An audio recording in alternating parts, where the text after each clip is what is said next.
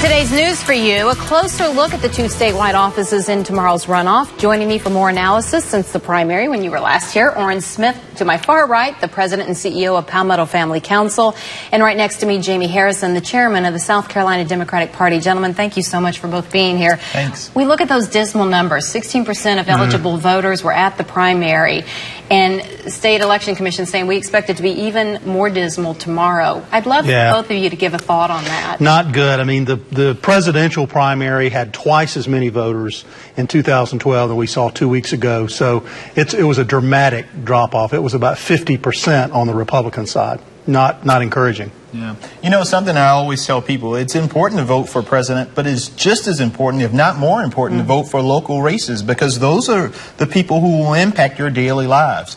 And so it's important that I hope all South Carolinians can go out and vote tomorrow. I appreciate that word of encouragement, and so true. And polls open tomorrow at 7. Let's begin with the lieutenant governor position, which we joked before the show, saying for a while there we thought nobody wanted it, but Mike temporarily or permanently. Yes, yeah. Mike Campbell has released his TV ad and kind of rides in on the coattails of his father, Carroll Campbell, a very popular governor.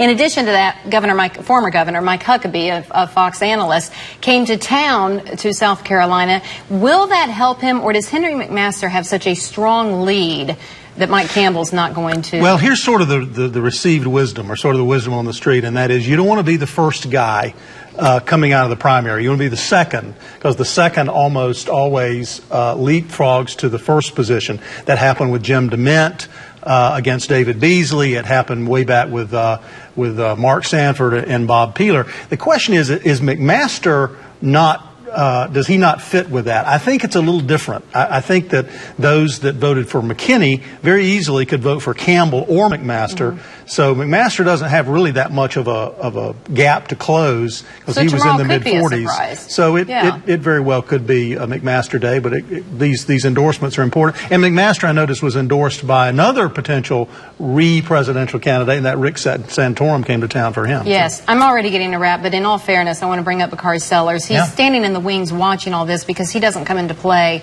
until the November election. But obviously, he's not just standing there idly. What is Bakari doing? Bakari is going all across the state, talking to seniors, young people, trying to get them energized and involved. And one of the things I've been saying, I'm very happy now we have a Democrat who is Lieutenant Governor, Yancey McGill, and I'm looking forward to Yancey handing those keys over to Bakari this fall. Gentlemen, I do have to wrap. If you can very, very quickly, so my producer doesn't kill us, the Superintendent of Education race. There are two Republicans vying for this position going at it tomorrow, and two Democratic candidates. What does each one have to do to come out on top tomorrow? Well, it's turned into a barn burner on the Republican side. You've got sort of an establishment candidate and more of an aggressive candidate, and they're going after it. So my message is turn out, get out there and vote.